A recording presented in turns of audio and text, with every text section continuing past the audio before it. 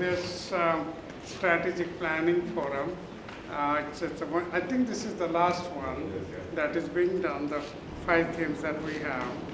And the moderator of this one is going to be Lance Phillips Kennedy, Vice Provost for Planning and Assessment. And he's the one going to tell you everything about this theme. So Lance, please come here. Thank you. Good afternoon, everyone. Oh, it's good to see all the faces here. It just kind of warms your heart. Everyone here to talk about strategic planning. So we are. Penn State. I had to do it at least for one of them. Thank you very much. I needed that. Well, thank you, Chancellor, for that wonderful introduction, and thank you to the Penn State Harrisburg faculty and staff for hosting us today. You may notice that since we're doing a session on enhancing health, we have healthy snacks for everyone, so please enjoy those as we go through the session. This is our 5th and final strategic planning forum focused on the thematic priority of enhancing health. And on behalf of Provost Jones and the Strategic Planning Oversight Committee, I'd like to welcome all of you, both here in the room and virtually, to our last and final session. One significant point of pride during the development of our current strategic plan was the active engagement of the university community across all of our campuses. And as we move from developing the plan to implementation, we want to continue engaging the university community in the strategic planning process. The steering and executive committees have done great work to get us to where we are today, and I look forward to hearing what they have to share with us in a few minutes. But a lot of the work of what they're going to show is based on plans and initiatives that take place on your campuses, in your colleges, in your departments, and especially through your experiences and engagement. One thing you often hear is that this process is dynamic. And by that we mean the strategic planning forums are just the beginning of the dialogue that we want to have with the university community around achieving our thematic priority of enhancing health. And as much as I look forward to hearing from our esteemed members of our steering and executive committee, it is more important that we are here to hear from you. It is important that your voice is heard throughout this process. We want to hear your ideas, your comments, your critiques, because the curiosity and thoughtful ideas of the university community will fuel this strategic planning process. Again, thank you for coming today, and I'm going to turn it over to our moderator and facilitator, Padma Patil. Thank you.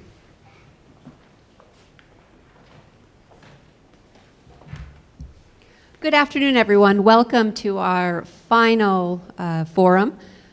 I'd like to share a couple of things to keep in mind as you're watching and listening to this afternoon's panel discussion. First, this forum will be both live streamed and available after today to watch online. So the website for that is strategicplan@psu.edu. And for those of you both in our live audience as well as watching remotely, you'll be able to submit questions either by raising your hand and getting an index card. So if you don't have one now, please raise your hand and Lance will be giving you one. You can also submit questions by emailing them to strategicplan@psu.edu, and we'll be going through those questions in real time and sharing them with our panel. So let me introduce our panel this afternoon. Leslie Parent is co-chair of the Enhancing Health Steering Committee. Leslie is Associate Vice President for Health Sciences Research, Vice Dean for Research and Graduate Studies in the College of Medicine, and Professor of Medicine and Microbiology and Immunology in the College of Medicine. Nan Crowder is co-chair of the Enhancing Health Executive Committee. She is also Dean of the College of Health and Human Development at University Park. Craig Hillmeyer is co-chair of the Enhancing Health Executive Committee, and he's also Dean of the College of Medicine, Chief Executive Officer of Penn State Health, and Senior Vice President for Health Affairs. And finally, Keith Hilkirk is a member of the Enhancing Health Strategic Planning Executive Committee, as well as Chancellor at Penn State Berks. Why don't we get started? Okay, thank you, Padma, very much. Good afternoon, everyone. everyone, and thanks for coming to our Enhancing Health Forum. We wanted to start by just explaining to you how we got here and what the process was that brought us to today's meeting. Yeah. Okay. Perhaps hold it. You could hold it too, Or maybe not. but there you go. Thank you. All right, so the structure, and any of you who have been at previous forums, you might have seen this in the past, but there is an oversight committee at the top, and then an executive committee, who is really the decision-making group, and both Nan, Craig, and Keith are all members of that executive committee. And then under that is the steering committee. And Josh Smythe, who's in the College of Health and Human Development, and I were the co-chairs of that committee, and I'll point out to you the other members of that committee, and some of them are here today, and we thank you for that. And then the forums are really where I think the most exciting work is going to be done, because those are the opportunities for us to hear from you about your reactions to what we've done so far, and questions, and then maybe help us to guide the process as we move forward. So this is the steering committee that I was talking about. And so I won't read all the names, but it is important to emphasize that an attempt was made to really have a very diverse group from across several campuses and in many areas of specialization, so that we would try to get as broad a view as we could when we were drafting sort of our initial recommendations. And so we then reported up to the executive committee, and I mentioned to you that the three who are with me are members of the executive committee, and others were Peter Hudson, Susan McHale, Paula Malone-Nuzzo, and Neil Sharkey. And Francis. And Francis, I wasn't there yet. Is at the very top.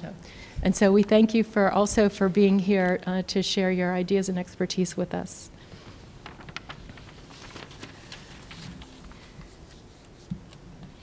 Okay, so the Enhancing Health strategic plan for Penn State University is that Penn State will be a leader in promoting quality of life through comprehensive approaches to enhancing personalized and population health, achieved through a commitment to and investment in relevant research, education, clinical practice, and outreach. And so what we've tried to do is to begin to operationalize those concepts. And so the particular strategic plan themes within Enhancing Health are to advance discovery in personalized and population health, to create innovative academic programs in personalized and population health, to build synergistic partnerships to influence population health, to facilitate wellness within the Penn State community, and to inform governmental health policy. So the work that was done prior to this in the Enhancing Health Steering Committee was that we reviewed all of the Penn State unit strategic plans that contained any health-related initiatives. And so we were able to gather all the institutes, all the colleges, any departments that had strategic plans, and really try to gather those together from all the campuses as well. And so we tried to look for common themes, maybe things that weren't common but seemed like really good and innovative ideas, and bring them to the forefront. And so we identified a rather long list of possible initiatives, and then tried to refine that to a list of top priorities, which was still rather extensive, to be honest. But we did present it then to the executive committee, and they had the hard job of kind of deciding what the really first steps would be to move this forward. And I should say these are the first steps.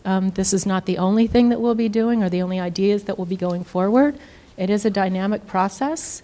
But we felt like we had to at least start somewhere. So the executive committee then developed 4 initiatives. And the 4 initiatives were goal number 1 to, actually I'm going to let Nan tell to the 4 initiatives, since her executive committee was really the group that came up with this. Thanks, Leslie. You've all got handouts that describe these ideas, and those of you who are online can see this short document online. So I'm just going to kind of sketch out the basics. But our first overall area of interest is enhancing the health of everyone in the Penn State community, really broadly defined. And we had been asked by the provost to think about kind of low-hanging fruit as well as more ambitious, higher-hanging fruit. And one of the things that was already underway was a new Penn State Employee Health and Wellness Center in the College of Nursing. And so one of our goals was to get that launched and to make sure that there were opportunities for health and wellness programming there, and then to evaluate it. We're interested, and we hope some of you are, in capitalizing on the new healthcare claims database that Penn State has been setting up so that Penn State can make really good evidence-based decisions about health and health insurance. Some of our longer range actions in that goal include, and this is a big one, at least at University Park, maybe you all are farther along, transforming our campuses by really making Penn State smoke-free. Right now our buildings in many places are smoke-free, but our grounds aren't necessarily. So if we're going to be about health, we really should probably be a smoke-free university. We're interested in launching a university-wide health campaign, particularly aimed at students, that addresses, and you can read it there, a wide variety of health issues. And then we also think it's really important in this particular historical moment to urge the university to continue to invest in mental health services for students, because this seems to be a generation that comes to college with those needs and needs to have those services when they're in college. Our second goal is about enhancing education and student engagement in the area of health disparities. Our group was very interested, as was the steering committee, in vulnerable populations, and we heard from some of the faculty and the chancellors that we worked with that many of our campuses are located in communities where health disparities are there, and there would be opportunities for students to learn more about them. So we're suggesting, these are all just rough drafts, creating a scholar in residence program that would bring scholars interested in vulnerable populations and health disparities to our campuses, and then being really smart about using that person's time, so they meet with lots of different groups and come to different campuses. We video them, we even share them with the World Campus. Slightly higher hanging fruit, we want to diffuse interdisciplinary knowledge about health disparities into our courses, and maybe create some new courses and programs in that area, such as a minor. And we're also interested in creating an innovative summer institute that would combine research and education about vulnerable populations and health disparities. Our third goal, we start ramping up the ambitiousness, is to really try to build a research infrastructure that supports excellence in biomedical and health research. And our first set of actions are all about particularly trying to link the Hershey campus more to other campuses where there's health research going on. Some simple things perhaps, like wouldn't it be nice if it was easy to spend the night so that we could get up and spend a couple of days down at Hershey, and some things that are more complex. We're also interested in doing an assessment of our needs for wet labs, and working up at University Park with the College of Medicine on some of their plans around interprofessional education and applied research. And then our final goal is also a big goal. We want to invest in biomedical and health research excellence. And we thought, you know, with only a 5-year plan, we can't do everything. What could we do that would serve multiple purposes and help move the needle? And we are proposing to all of you a focus on cancer. There are several reasons for this. It's very broad and encompasses a lot of health-related issues, from prevention of cancer all the way up to the most sophisticated kinds of treatment and understanding the biological mechanisms underlying different kinds of cancers. But we also want Hershey to get NCI designation for the Cancer Institute, and we thought an infusion of new faculty across the university with cancer-related interests would help make that happen. We also think it would be interesting to put together a task force to think about doing a Penn State study, perhaps on cancer survivors, that would look carefully at that population and really try to understand over time what enhances health for that particular group. And finally, we want to do a lot of planning around philanthropy so that our campaign echoes these ideas. We suggest a big, ambitious, co-funded faculty program in a variety of issues. I'll let you see what they are related to cancer. We think that investing perhaps in postdocs might be a way to help link our campuses with cancer interests because they could link us and be more mobile, connecting us. And then we're also interested in linking many of the centers around the university that are related to personalized medicine and personalized health and giving them a cancer agenda to see where their areas of interest are in common. And we've got quite a list in that goal of the of just a few examples of the kinds of centers we mean. So that is a really breathless overview of where we stand so far. We were snowed out, actually. We were supposed to, you may remember, be meeting in February, and so we've kind of been treading water a little bit and waiting for this forum. So we really hope you'll have some good ideas, and we're interested in new ideas, like what are the sins of omission? What did we miss? Something crucial. We're interested in the things you really like and the things you think we could tweak and do better. So the floor is yours, and Padma will organize us. So the first question that came in a few days ago, it relates to health for faculty and staff. And the question reads, should Penn State provide free access to fitness centers for faculty and staff to promote healthier behaviors and promote exercise and create an incentive for faculty and staff to take care of themselves? That's one for you. Well, I think that's a really good question. And I think the answer isn't necessarily a simple one because we have a very diverse set of campuses across the Commonwealth.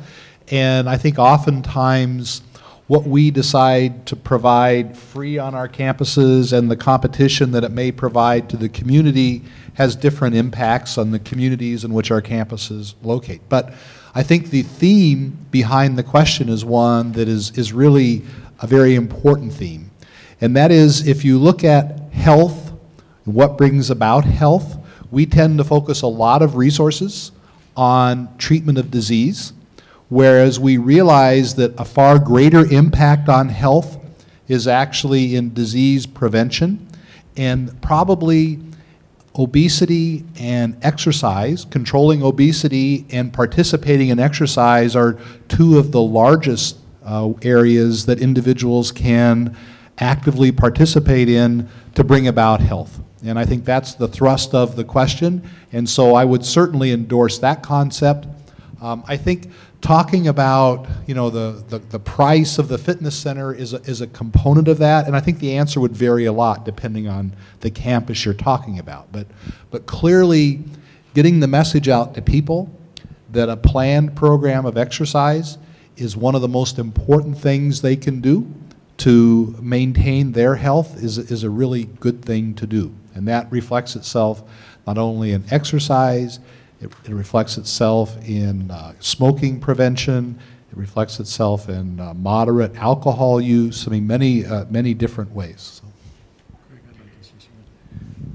At Penn State Berks, the kinesiology students are, Kinesiology 457 is the course where kinesiology students are expected to work with a faculty member or a staff member who's looking for a personal trainer, and then they spend a semester helping them to develop an exercise program. The fitness center is used for that purpose. We've seen, I've observed, I've not participated myself, but I have observed lots of our faculty and staff who have been involved in that program. So, any other comments from the audience on this? More communication was out there about the resources we already do have. I just discovered that through the health insurance plan, we can take advantage of numerous gyms in the area at a very low cost. And that's not something that I knew through any internal communication. That was just somebody word of mouth. And so I think it's important that we know what is already available and we push using those resources. Yeah. Thank you. That's an excellent point. Thank you. You know, just a reminder, Penn State is self-insured, and if we could all collectively just make small improvements in preventing disease, think what the university could do with those dollars that would help students and so forth. Nancy? What happened with biometric screening? Does anyone know? Wasn't that an effort? The question was, what happened to biometric screening? And I think you're going to get blank looks up here. We don't know. The question is withdrawn. I can say a few, I mean, yeah, I think that's a really good question, and actually that could deserve some research and investigation. A lot of people have found that biometric screening in isolation doesn't do a whole lot. It's a little bit like the program that many schools do, where they send home with the students their BMI, which is an index of obesity, and that knowledge in and of itself isn't nearly as productive as if you can figure out how to have an integrated program where you not only give people their BMI and their biometric index, but figure out how to help them engage in a personal plan to improve that. That's much more impactful. So It was brought up about a course, a kinesiology course, 457. I mean, that's on a very small scale, one approach that faculty and staff can avail themselves of. But at University Park, and then hopefully at some of the other campuses like Harrisburg, Berks, and Altoona, kinesiology is expanding on something we do at UP, which we call the Center for Fitness and Wellness. And what we can do with students is basically do the biometric screening, but then track them through basically an intervention, which is one of our activity classes. And then at the end of this semester, measure their progress. If we could adapt that model to faculty and staff by integrating some sort of screening with the resources that kinesiology and other units have in the areas of health, it could be a great partnership between academics and service for faculty and staff. So we're heading in that direction, but if we wanted to scale it up, we can talk about that. actually, if you talk with some of the major health plans, United, Aetna, those plans, it's really all about developing personalized plans of action for individuals. That's where they feel the real low-hanging fruit is in trying to promote health and to, you know, bring about disease prevention. So that's very similar to what a lot of direction is going. A couple of other things that are happening at Penn State Berks, and again, our kinesiology faculty and students are providing the leadership for this. Berks was just awarded silver status by the American College of Sports Medicine for the Exercise is Medicine program. Every day the kinesiology faculty host and lead a walk around the campus. I join them occasionally, but typically there are about 20 to 25 students, faculty, and staff who are out walking. They do that every day. If the weather is inclement, they're indoors. There are a number of other activities that are going on. One of our faculty members who's on the steering committee, who is here, Professor Veerabhadrappa, Praveen, which is easier for me to say. Praveen has led a study working with more than 200 faculty, staff, and students, collecting their biometrics and then working with them. One of the things that I will acknowledge that one of the findings thus far from that study is that the worst findings are with administrators who tend to be more sedentary and need more exercise. So, would you like to add anything, Praveen? Just like we have a geographical map, we are trying to create a health map for our campus, which has never been done before. So what we saw were some really interesting results, still unpublished data, so it should stay in this room. So as we saw the progression in the occupation, for example, from staff to faculty and then administration, so So we saw inverse correlations between BMI, blood pressure, and all the other cardiovascular risk factors, which is really interesting. So we are trying to create a unique health map for our campus. For the administrators in the room, I thoroughly advocate the walk and talk meeting, which I probably do 2 or 3 times a week with individuals. We'll walk for a half hour and talk, and if the weather's nice, we have a trail outside we can walk on, and it works out very nicely. Yeah. Related to that question, we have another question. There's a question back here. We would like to request, because we'd like to also incorporate the questions remotely, so if folks could submit their questions via note cards, Lance will collect them, and then we'll be able to include everyone in our questions. Thank you. Related to the previous question, there was a follow-up question about faculty and the fact that there will be an increase in retirements in the near future and possible moratoriums on hiring depending on the discipline. Are there ways that the university can encourage faculty to lead healthier lifestyles with respect to expectations and their work habits so that effectively we can keep healthy the faculty that we have? Well, I think many of the things that we've been talking about, already apply to that question. Although, there's psychological aspects as well, and we did try to take a comprehensive view of health. It's not just physical health, but it's also stress and feelings of well-being, all of which are linked to things like exercise, sleep, healthy diet. So it sounds as though from the questions there's a fair amount of interest in really trying to do some innovative things to improve faculty and staff health, and we're also interested in trying to be trailblazers with student health as well. In the world of medicine, there's a greatly increasing interest in healthcare provider emotional exhaustion and burnout, which is very similar to the stressful conditions that one sees, in any industry, as well as education, healthcare, whatever. And it's really an area that deserves more and more study because there really is not a lot done on it. Some of the initial indications are that a feeling of loss of autonomy and loss of control over one's work situation is one of the big stressors that can, and we're trying as a medical center to deal with helping people understand that loss of autonomy here can be compensated for by ability to grow in this area where you might have more control over what goes on, because clearly that's what life does to us. It changes and we have to adapt to what happens, but that's a challenge. We also, at the College of Medicine, have student-run groups that focus on student wellness. And so I think that's a really important concept, that our students, even early in their careers, learn how to manage all of the demands on their time and the stress that they face, and have some strategies for maintaining their own wellness, because if they're not doing well, they really can't help the people that they're meant to be helping. So focusing on that, and then, of course, going to the faculty and staff levels is also really important.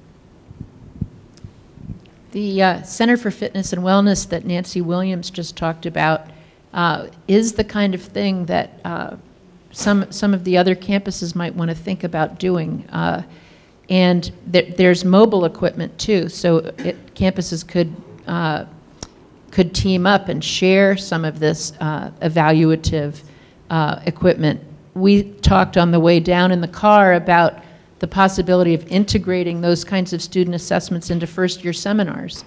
No matter what the topic was on, you could still do the baseline on students at, in the very beginning of their first year, and try to monitor them over time for those who are interested. With the overall goal, imagine if you could say to incoming students that our goal is you'll be healthier coming out of Penn State than you were coming in to Penn State. That would be a great goal. Some of you may know this already, but students, particularly through student government, have identified increased student need and demand for counseling services and psychological health over the past year or so. And there's been a Dennis Heitzman, who just retired or is retiring as the Director of Psychological Services and Counseling at University Park, and really had oversight over all the campuses, has been completing a study where he's been visiting every Penn State location and doing an analysis and a review of what psychological services are available to students. And both the students themselves as well as Dennis's work, I think, is based upon a significant increase in student need and demand for counseling and psychological services over the past few years. That's not just at Penn State, that's nationally as well. Given the rise in international students, many of whom come from cultures where smoking is much more prevalent and accepted, are there plans in the works for cessation programs for undergraduate students, or at least some education on some of the risks of smoking?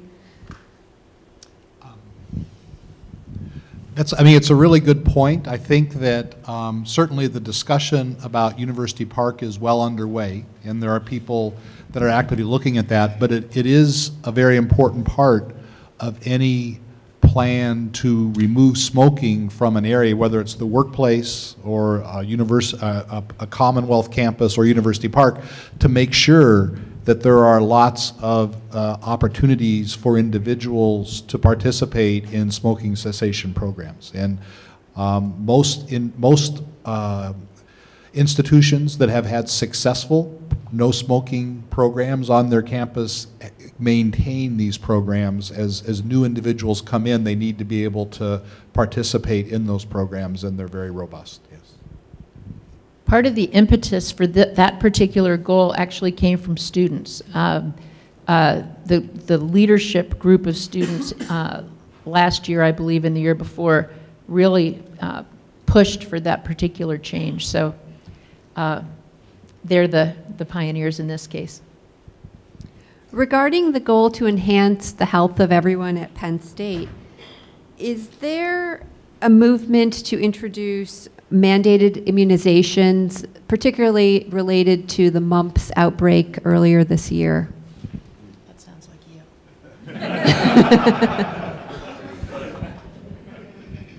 you. The short answer is yes. The long answer is a lot more complicated. There are individuals that have a small group who have religious or personal ethical considerations, and I think programs that mandate universal vaccination need to take those into account.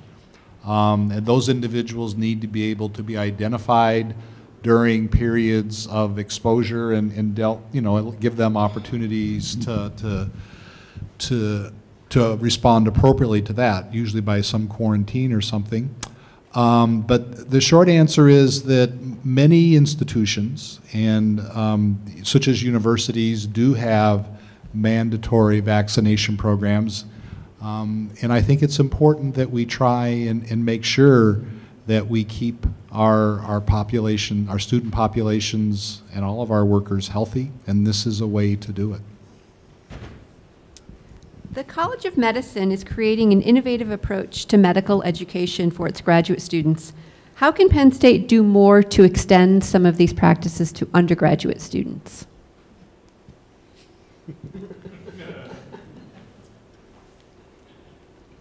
That question doesn't give us a lot of cues on exactly what's innovative, but I mean, I can tell you that one of the most innovative things that's going on is at the regional medical campus up in State College, student designers. So these are students who've been picked for next year's entering medical class are helping the faculty design the medical program. So that's pretty darn exciting. And I don't know of a parallel going on with other programs, but thinking about students as more active agents in helping us design and revise curriculum, makes a huge amount of sense. Yeah, the graduate programs at the College of Medicine take a very active learning approach, a lot of flipped classrooms, very much discussion-based classrooms rather than focusing on lectures, and that's really spreading over to the medical school as well. So we have a lot of very small group learning opportunities and ways that the students can really be leaders of the learning opportunities. So I'm not sure if that's what that comment really was talking about, but we also have a Woodward Education Center that was recently begun that focuses on teaching teachers how to teach, because many of us didn't have formal education courses. So it's really an opportunity for us to learn the newest theories and practices in education, take them to our students, and then for the students to learn those as well, so that when they go out into the world and begin teaching, that they'll have those in their toolbox. One of the advantages of being an undergraduate campus, which we are at Penn State Berks, is that there are not graduate students. That's a detriment in some ways, but the advantage is that that means that undergraduate students get to do things that they might not have the opportunity to do in labs, working with faculty, doing field research, really rolling up their sleeves, as Leslie was describing, and getting involved with faculty in some very exciting ways. And perhaps that reflects, again, as I mentioned, the fact that there aren't graduate students available. And what I'm observing is that undergraduates can do things that I didn't even realize that they could do. It's wonderful to observe that. You know, I think Leslie did a really nice job of talking about how, as the paradigm moves from a passive learning experience to what people are now calling a dynamic, interactive learning experience, where the learners actually more participate in the actual classroom activity, that requires us to think about how to redesign our classrooms and how to redesign the size of the classrooms. No longer are most of our classes, lecturing to a group of 150 medical students. We tend to have people sitting around tables talking about problems that are discussions led by facilitators, and that's much more a way to take advantage of active learning. The other big thing I think that we've been trying to focus on, more on the graduate student, but I think undergraduates can also participate, is really interdisciplinary or interprofessional learning. So immersing our learners with other professionals or other disciplines while they're in one particular topic is an increasingly effective way to bring about team participation, and that's something that I think has been very helpful.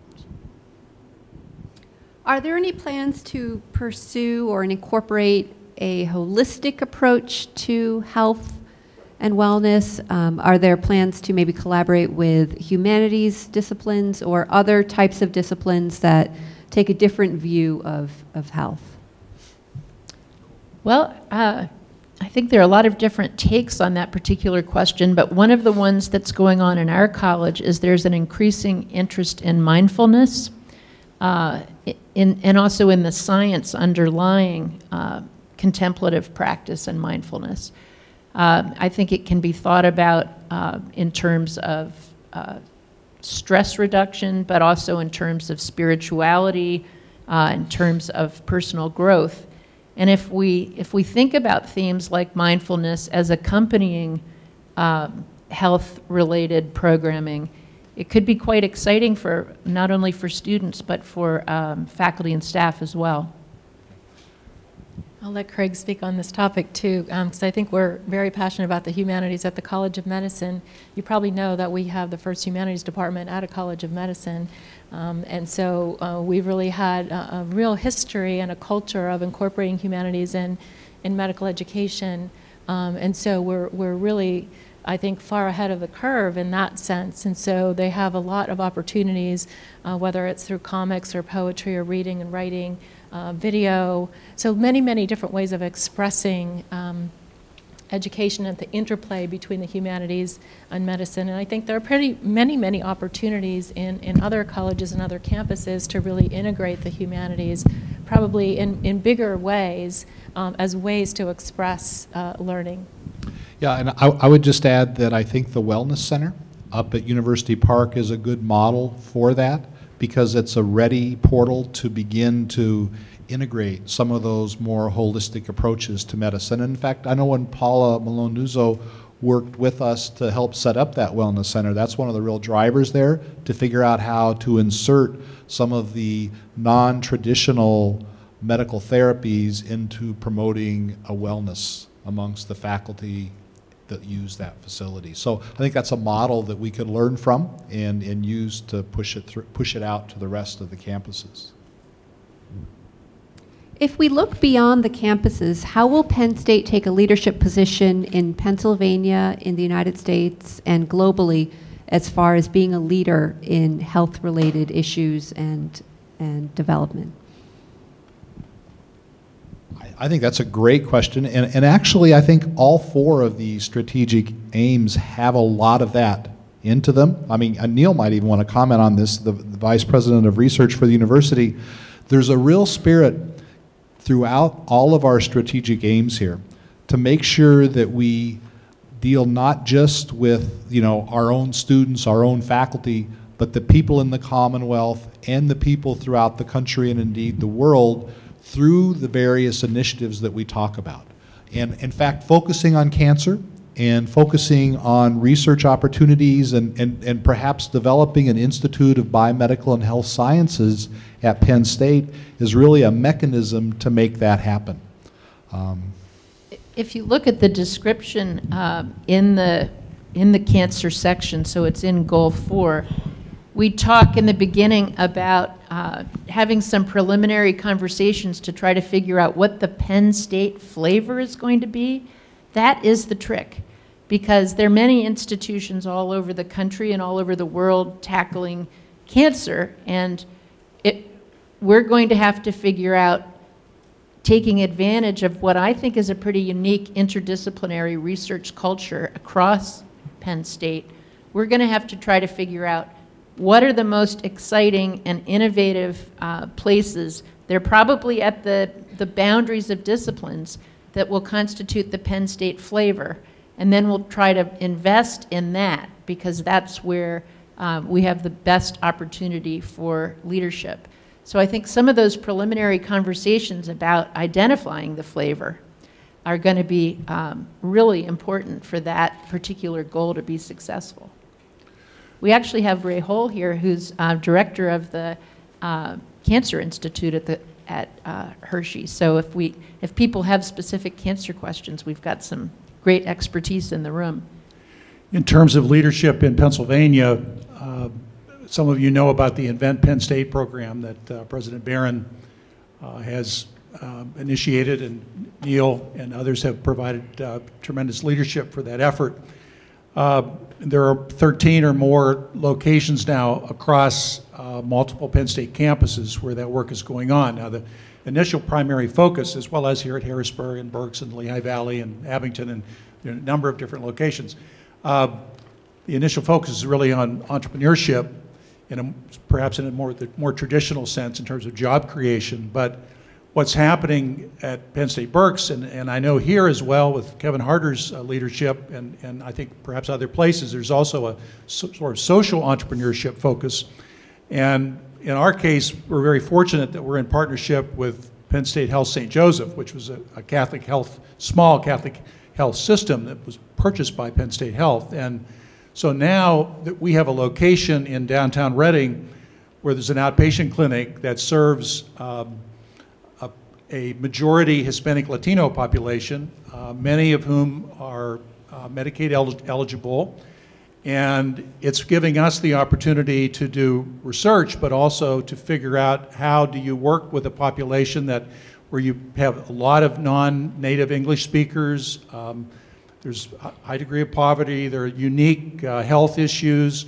One of the pieces of the work that we're doing centers around food access in the heart of the city, where there are no longer any large grocery stores, and most people are getting their food from local little small bodegas on street corners.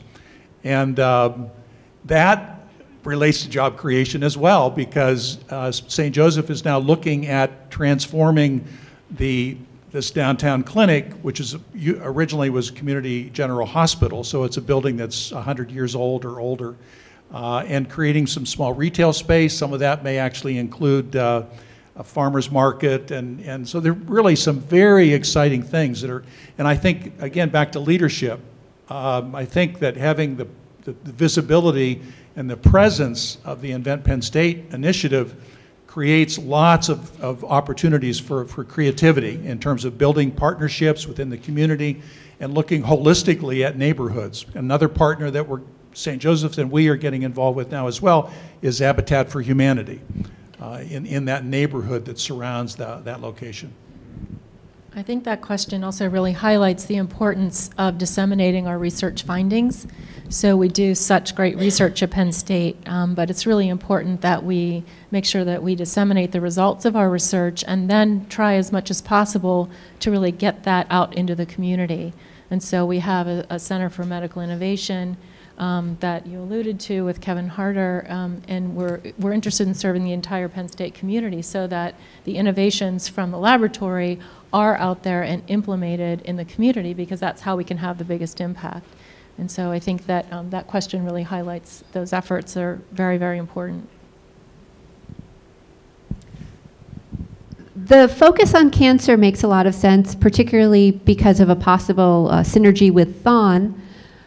Given Penn State's recent history, might there also be a way to include a focus on sexual abuse and domestic violence?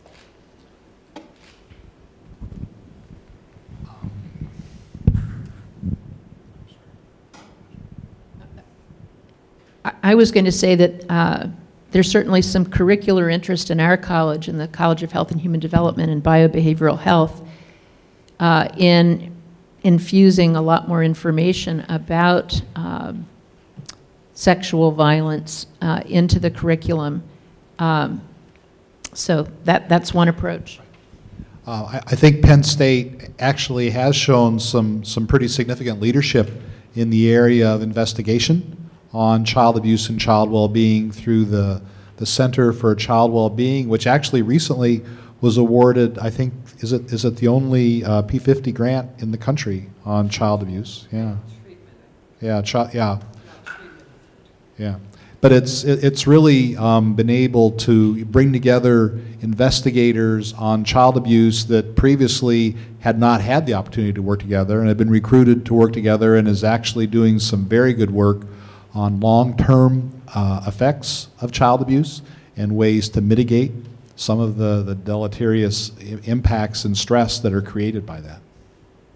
That's a really good example. And one of the earlier questions asked about leadership in the state of Pennsylvania. And one of the things that has made that center, which is led by Jenny Knoll, successful is a really good partnership with the state. They're going to be doing a prospective longitudinal study of the survivors of child maltreatment and really studying the health effects. So there's much more knowledge on the long-term health implications of experiencing such trauma as a child. But the state has really stepped up and is interested in facilitating access to populations and to administrative records. And that's going to make it possible for that group to do the kind of research that no one's really been able to do before. So that might be an example of the Penn State flavor that we're talking about. Could you speak a little bit more specifically to some of the initiatives, both curricular and research related, to addressing health disparities within the state of Pennsylvania? I think one of the reasons, at least in the executive committee, why there was interest in health disparities is that we have campuses all around the state, and some of them are in places where there's evident disparities. Disparities sometimes as a function, often as a function of income, sometimes as a function of race and ethnicity, sometimes as a function of geography.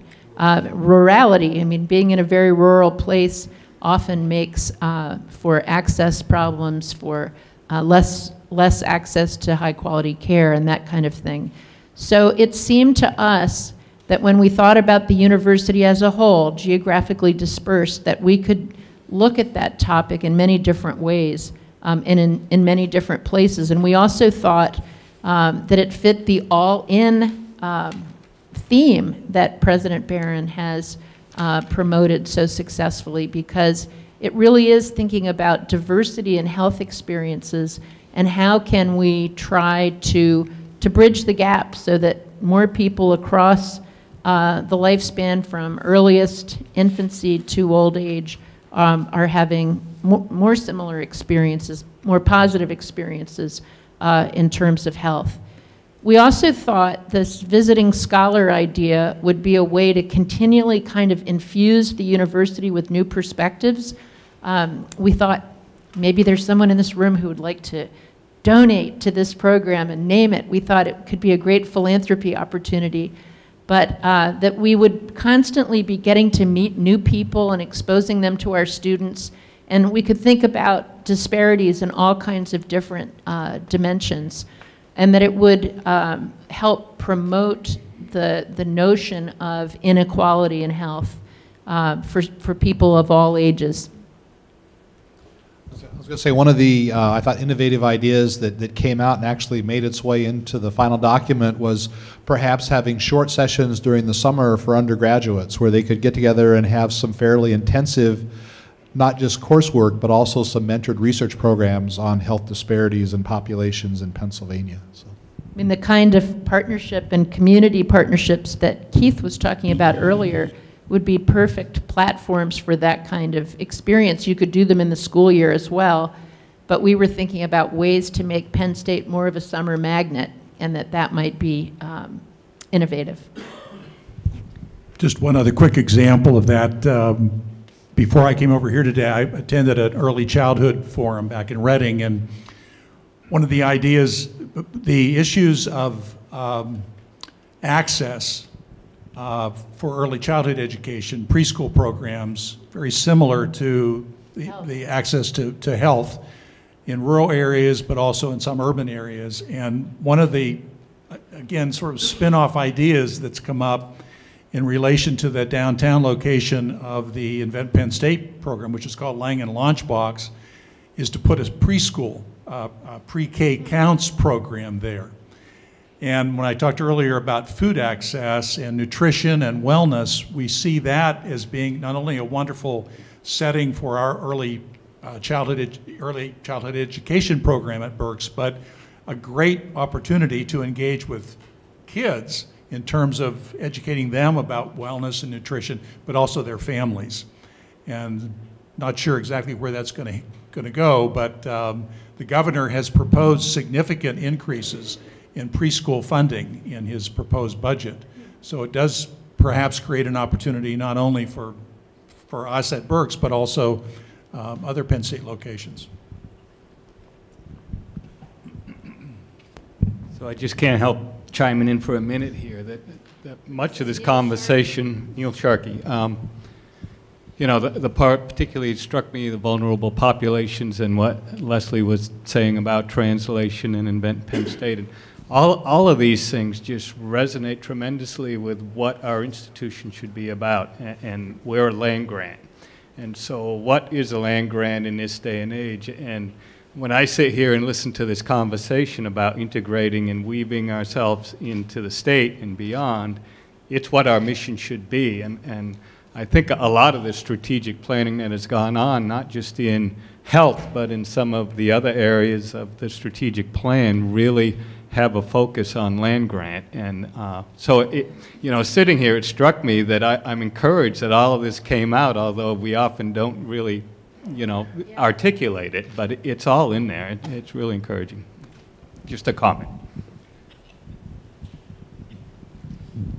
You've mentioned a little bit about some of the mental health challenges of Penn State students. Has there been any research done on the extent of that situation for students? And if not, are there plans to assess what that situation is across the campuses of Penn State?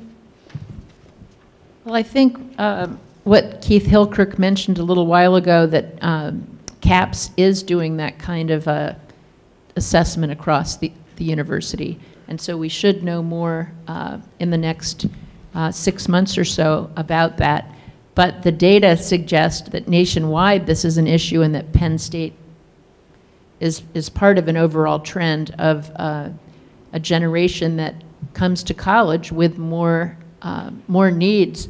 We just had a session organized by Nancy Williams, one of our department heads, about, for faculty and staff, about how when students express this kind of distress, and it can happen, you know, in class or after class or in office hours, kind of when you least expect it, how should you respond? And this bubbled up from the faculty and staff feeling like they were just ill-equipped to deal with the level of distress that can come up. And I think we should probably be doing more of that kind of thing, building it into faculty orientations and making it clear that it's not just handing people a list of services, but really having some skills in how you respond. We had one question that's a rather practical question. How are non-smoking policies implemented, or how would they be on a campus? Well, go for it. So on our campus, about, I don't know, 6 or 7 years ago maybe, I don't know, we instituted a no smoking policy on the Milton S. Hershey Medical Center campus, which is a 400-acre campus that has, you know, 11,000 employees and probably, you know, many tens of thousands of patients who visit every day for clinics. And, you know, it's a policy, and you need to give people, as we said, for people who work there, they need to have very robust cessation smoking programs that need to be continually ongoing. For visitors to the campus, which isn't as big a problem perhaps for a university campus, but often for, you know, a medical center or a business would be, you have to have people trained on how to deal with smokers, because people are going to smoke. The presence of a no smoking sign isn't going to make it so people don't smoke. And basically, you need to explain to them the policy, help them understand what their options are if indeed they want to smoke, where off campus they can go to smoke.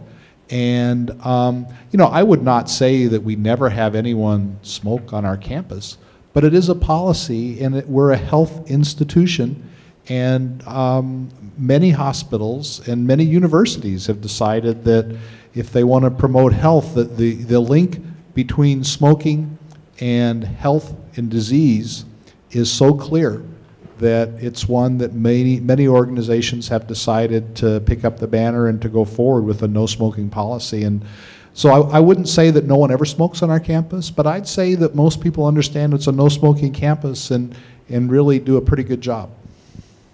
So my understanding too is that President Barron has appointed a task force on this very issue, and that Paula Milo-Nuzzo, the Dean of the School of Nursing, the College of Nursing, is chairing that task force.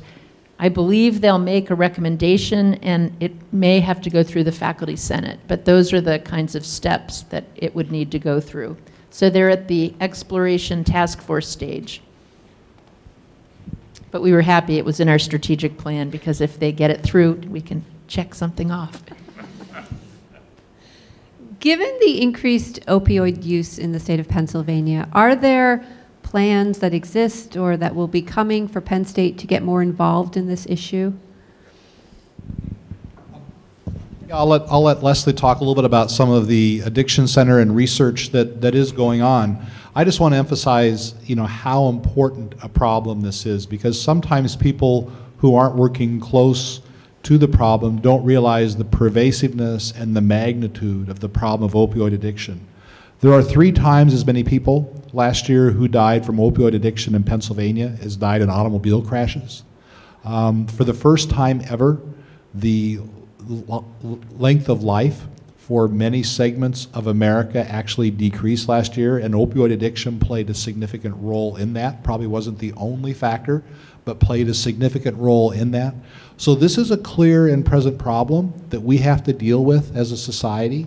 Much of it comes because of the availability of oral opioids, which make it easier for people to become addicted. And opioid addiction is a bad thing. I mean, it's a lifelong battle if you have opioid addiction. And so the ounce of prevention here is worth 10 pounds of cure and so we have a real obligation, I would say, to make sure that people understand that.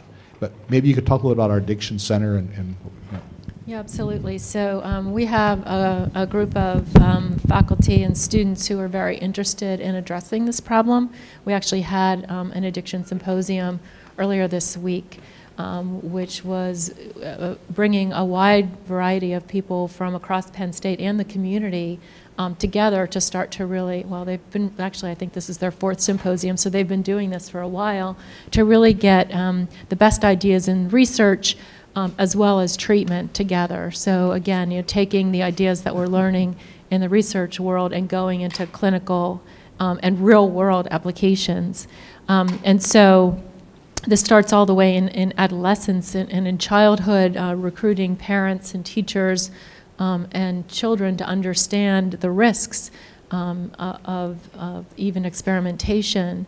And so there are programs that we're discussing to implement in the communities, in the clinics, when we see patients who are prescribed pain medications, how can we help them to deal with that? And so I think it's something that we're taking very seriously, and we are having discussions about actually having a center focusing on addiction research and treatment. Regarding nutrition for students, are there initiatives or ideas or thoughts about identifying ways so that students think about what they're eating more critically and avoid eating things that they possibly shouldn't eat, and maybe limiting those options to them at on-campus outlets? Well, I think this is the kind of topic that could be part of the health campaign goal, which we've got in our plan. There are things that are already going on at University Park. For example, some of the dining halls, and this is coming from students mostly, are really trying to experiment with more farm-to-table kinds of food options where they really are getting food locally and students know where their food comes from. There's also a very beginning student farm. So for students who are really interested in their food and where it comes from, there is a farm that students across the campus who are interested are participating in. There are other universities that do things like pretty aggressive informational labeling in cafeterias and in eateries on campus, where you can see and you can't really avoid seeing what the calorie content of different things is. We've talked about that actually with Housing and Food Service, and I don't think we're all quite there yet, but that could be something that's explored as part of this health campaign that we're hoping we'll all want to do together. There is a thought about food as health, and so we do have a community garden as well on the Penn State campus, and many people have a little plot that they raise vegetables and other food in, and we also partner with the farmers market across the way. And so there is thought about how we can really bring that into the students and actually the patients as well, so that everybody is really focused on eating healthy and having a healthy lifestyle. Since we're all Penn Staters, I'll share something else. Our senior class this year at Berks is collecting money for a class gift to support a food pantry for students. We have learned that we have students who do not have enough to eat, let alone the healthiest food to eat. We've had at least one experience of a student who was homeless, who was living in a car. And so this is just another perspective on some of the challenges that relate to food that we face. I believe that's the senior class gift at University Park too. There's a lot of interest in food insecurity among students. Yeah, I was just going to suggest, I think that's something that with the richness and diversity of the Commonwealth campuses, that a real examination of the different challenges of food insecurity across the Commonwealth would be a really interesting thing to do in ways that Penn State can positively affect that. That's a real interesting possibility, I think. And you think about other partners we've got as part of Penn State, like Cooperative Extension, which is in almost every county. You know, food insecurity, which is actually part of another interest in the strategic plan. You know, there's a water, food, and energy security theme that really dovetails with health. And so I think you're right, that would be a productive one. And if you think about it, a lot of the pillars of the themes start cutting into one another, and maybe at those edges where there's the intersection are some of the most exciting opportunities. This may be a question more suited for HR folks, but one viewer is asking, might it be possible to incentivize better healthcare practices regarding what insurance costs are for employees? Well, I can say a little bit about that. I think one of the things that the university has instituted recently is, it's called something like the President's Advisory Council on Healthcare. And it's got faculty on it who are experts in health policy and in insurance and in issues like the incentivizing of behavior. And they have been working hard with, it's chaired, I believe, by David Gray in business and finance, but they really have gathered together scholars from our college, scholars from the business school, other parts of the university, and they're informing, they're using their knowledge, their research-based knowledge, to try to inform the next generation of healthcare plans, health insurance plans that we'll all have. So that's certainly one way. And I think the hope is with that data set that I mentioned that they're creating, which will be based on all the claims data for all of us when we have any kinds of procedures. The hope is that for health policy researchers, for whom that's kind of their bread and butter, that there'll be some data analysis of those data that will help our university make better strategic choices about how to invest those health insurance dollars. Related to that, might it be possible to funnel some of what employees contribute for their health insurance plans towards some of the great preventative research going on at Penn State to help further reduce costs in the future? Well, no researcher would ever want to say no to funding. I don't know what the general reaction to that would be, though. Sounds good. It sounds good, but I think that probably it's probably not a sustainable venture. But there are a lot of institutions that are looking at those things that we have direct control over that increase healthcare costs. The best example is smoking. And then looking at why should non-smokers be subsidizing the healthcare costs for smokers when we understand the costs associated with smoking. And many institutions over the last decade have moved in the direction of having surcharges for certain types of voluntary behaviors like that that raise healthcare costs within a particular group. Are there some specific examples of research or initiatives going on with some of the social sciences in other colleges related to health research that you could talk about and share? Well, there's a lot going on in the College of Health and Human Development, I mean, across a whole spectrum. If you think about the departments in our college, we've got a lot of the key areas for health. So kinesiology is all about movement, nutrition. Biobehavioral health is about the interface between behavior and biology. So they're interested in things like stress, addiction, sleep. So if you kind of looked across our college, I think you'd find all kinds of threads that are related to this strategic plan. I mean, I'm excited about a lot of these goals. But what and that includes the social sciences. There's increasing interest among social and behavioral scientists in teaming up with biological and life scientists to really take a more holistic approach to health and well-being, to really understanding what's going on with individuals.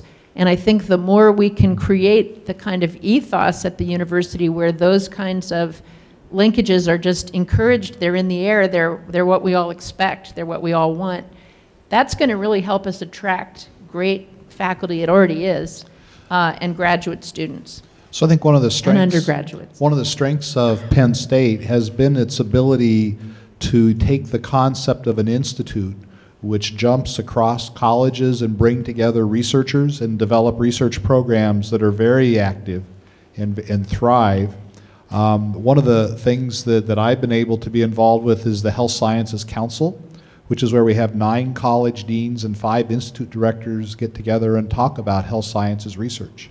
And we spend a lot of time talking about how social sciences interact with biomedical sciences to, create a healthier work, not just a healthier outcome, but the research that goes into that and ways to stimulate that research. And that's one of the things that has led to a feeling that how could we integrate an Institute of Biomedical Sciences that could further take advantage of the various institutes and colleges that we have to make sure that we're really maximizing our efforts in research in that area. Another great example of the cross-campus and the inclusion of social sciences is what's called the Clinical and Translational Sciences Institute, which is a Penn State-wide institute, and it has the Social Sciences Research Institute as a major component, and then all of the College of Medicine is also there. So that spans the Penn State University, and it really has done so much to bring the Hershey campus and the UP campus much, much closer together. And many of the seed funding opportunities have focused on social aspects of health. So I think that's a place where we do have a bit of a unique vision and history in that area, and I think we want to continue growing in that space. I would just add that I think that the Cancer Institute is an example where we have the director at the Hershey Medical Center of Ray Hull, who's here today, and then Dr. Jeffrey Peters as the deputy director of the Cancer Institute in the College of Agriculture up at University Park, which has really been a way to bring the campuses together. And a lot of the social science that goes on deals with cancer in terms of the role of exercise in cancer and treatment is a major, and that can be spread across the Commonwealth campuses. Yeah. We have a group of faculty at Berks representing several disciplines: mechanical engineering, kinesiology, occupational therapy, applied psychology, and business. They've come together and are working on projects related to gait analysis. I mentioned the exercises medicine program earlier, and also recovery from accidents and stroke. Some of that work is beginning to develop now with St. Joseph and some of the rehabilitation centers that they have in the region. I just want to add, at Penn State Berks, we have a new facility called as Human Movement Research Center. So it's a collaborative effort between mechanical engineering, applied psychology, kinesiology, math department, and communication sciences. So what we are trying to do is we are trying to reimagine our roles as faculty. We are trying to dissolve the imaginary walls that exist between the disciplines. And with the leadership of Dr. Hilkirk and Dr. Eskeda, so we are gaining support. That sounds great. With the arrival of the new administration in the White House, are there some particular concerns or initiatives or actions you're taking that relate to health research that are specific to some of the changes that we anticipate? Do we have a new administration in the White House? Well, I think part of what we're all trying to do at this stage is try to get a handle on what the new administration is going to mean for funding for health-related research, broadly defined. And we're starting to get kind of the canaries in the coal mine in a way. A few early grants that are getting unexpectedly cut in the middle, and trying to figure out what that means. Is this going to be widespread? Is it something specific to that agency? Is it something specific to that topic? All of deans and institutes put together we can't make up for the absence of an effective NIH. And so we're going to have to figure out strategies, kind of coping strategies, and I think teamwork and interdisciplinary work is going to be at the heart of it for for helping people get through what could be a difficult period or not. I mean, it's too early to know, since the budget is a congressional decision. I also think, though, all of us have to, and this is not in the strategic plan, but it probably should be in our brains, we also need to be thinking about faculty development. How do we work with junior faculty in what could be a very different era, particularly those in health-related fields? How do we change, perhaps if we need to, our expectations? If there is very, very little funding coming out of the National Institutes of Health, what can we do strategically to try to make some resources strategically available so that people can benefit? And how do we change our expectations? Because we can't afford as a university to lose a generation of faculty. We have to have that continual renewal every year of new faculty coming into our disciplines, and we have to be responsive. We have to be ready to provide the kind of environment they need to make the most of what the world is like at that time. So that's, I think, an administrative challenge. So I would also say that this type of an environment is an opportunity to sharpen our arguments and to sharpen our discussion points, to help people understand how indeed we make the world a better place. And I think that's a very, if we focus on that, that's a very easy argument to make. We're going to have to get better at making that argument and get louder and focus it more on specific audiences.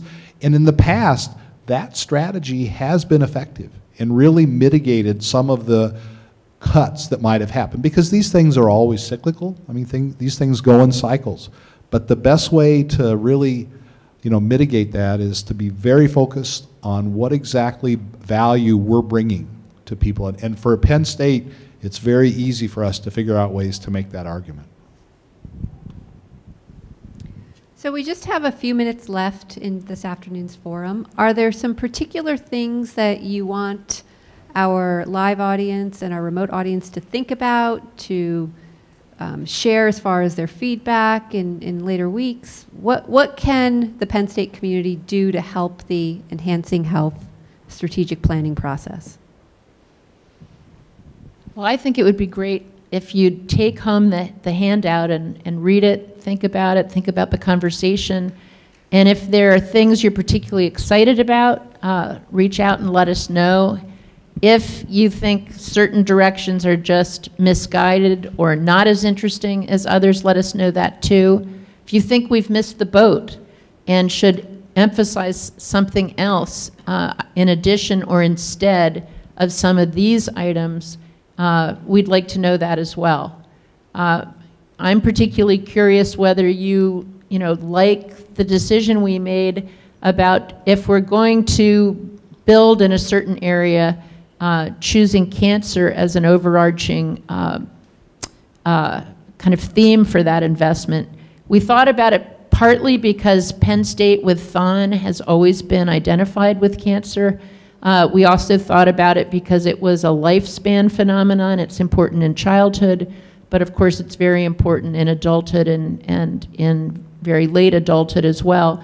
And there's so many different kinds of cancers with different kinds of mechanisms and different, some can be treated, some can be prevented. So whether you like that, cancer as an overarching theme of that last goal. I'm sitting here thinking that maybe we should, as we go back to the conversations, be thinking a little bit more about opioid addiction, because I looked around the audience as we were talking about that, and there was a lot of head nodding, and there is probably expertise and interest in different pockets of the university, and we should figure out, well, where is it? We know there's a lot in medicine, and there's certainly some in our college, but I bet there's some numerous pockets of the university. We're getting an arrow, including in this pocket, and we could do kind of a census and figure that out, maybe pull people together across the university. And even if we don't make it a central theme, we're gonna, the strategic planning process will be starting again before we know it, we could be laying the groundwork for something really good down the road. So that was one of the things I wrote down as a sort of a takeaway from this meeting, was the interest in that. I want to share something else. This morning, I mentioned that I was at another meeting related to early childhood education. There was a state senator and a state representative there. And the meeting concluded with the state senator saying that they need to hear from individuals about what individual citizens' priorities are. And, you know, in terms of advocacy, while I, for example, don't speak for the university, that's President Barron's job, and, you know, we do have a government relations office, but I'm also a citizen, and I have the right, just as all of you do, to contact members of Congress and other elected representatives about any of these issues. And I think that, as Craig, I think, was alluding earlier, this is a time right now where, and I just listened to a politician ask for that this morning, they do need to hear from people about what our priorities are, whether it's opioid addiction or, you know, any of the topics we've discussed here today, or early childhood funding, whatever those issues may be. The other thing that this particular senator said was, don't send form letters. Share your personal message. That's what will make a difference. Well, I'd like to thank our panel. This was a great discussion, and I think that everyone really enjoyed hearing about what the initiatives are for enhancing health, so thank you very much.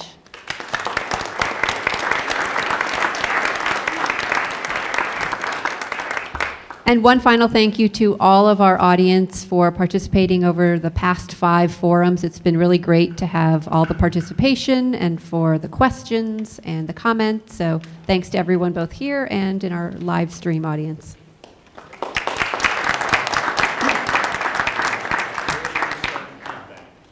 Oh, and if you do have feedback, please send it to strategicplan@psu.edu, and we'll forward it to the appropriate receivers.